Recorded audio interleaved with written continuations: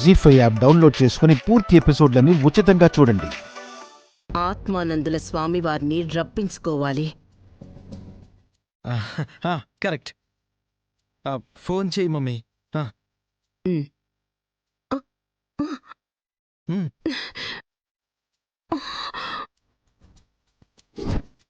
చెయ్యి మమ్మీ.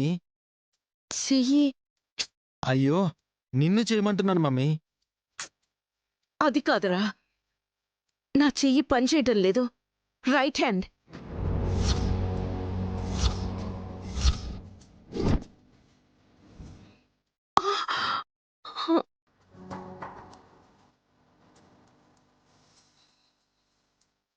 ఈ కుడి చెయ్యా?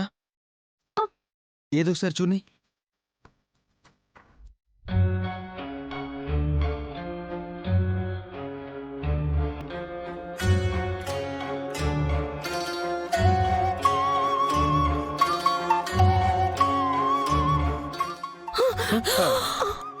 మై గాడ్, ఇలా అయిపోయిందేంటండి?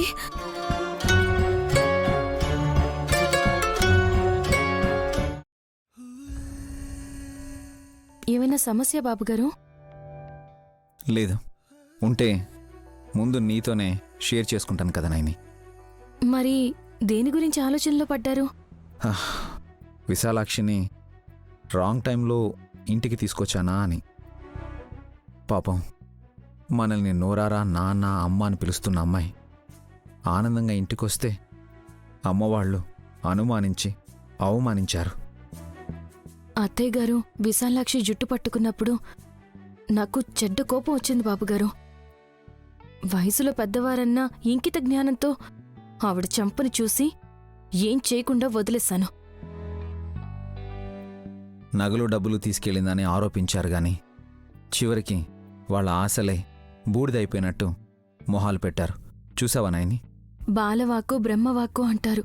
వాళ్ల నాలిక మీద మచ్చలుండక్కర్లేదు, వాళ్ల మీద మచ్చ పడాలని చూస్తే అలాగే అంటారు. అదే నిజమవుతుంది. నాయని, నాకొక డౌట్. అమ్మవాళ్ళు దాచిపెట్టుకున్న సొమ్ము బూడిదైనట్ట, లేకపోతే బూడిదే అల్మారాలో పెట్టుకున్నారా? దురాశ దుఃఖానికి చేటు అంటారు. వాళ్ళు ఏం చేసుంటారో మీకు అర్థమయ్యే ఉంటుంది. బాబుగారు, మీకో విషయం చెప్పాలి. చెప్పనాయని. నాకు ఒకవైపు చేతి కుట్టులేని జాకెట్టు కల్లో కనిపించింది. అదేంటి గమ్మత్తుగా ఉంది? ఒక చెయ్యి లేని వాళ్ళు కూడా అలాంటి జాకెట్ వేసుకోరు కదా. ఆ మాటకొస్తే షర్ట్ కూడా కట్ చేసి వేసుకోరు. ఐ మీన్ ఫుల్ షర్ట్ ఉంటుంది అని. ఈ విషయంలో కొసమెరుపు ఏంటంటే, నాకలా కనిపించిన జాకెట్టు ఎవరిదో కాదు, మీ తిలోత్తమమ్మది.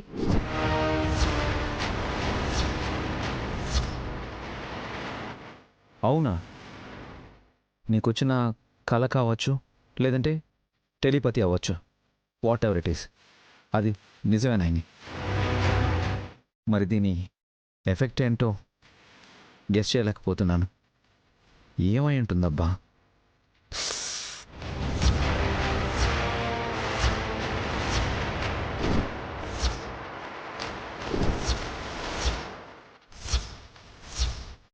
విశాలాక్షమ్మ తల్లి, రక్తపు అడుగులు ఎవరివి?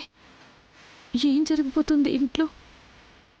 ఇప్పటికే ఆలోచనలు పడ్డ నా భర్తకు ఈ విషయం కూడా చెప్తే ఏమైపోతారో? చెప్పకూడదు, చెప్పను.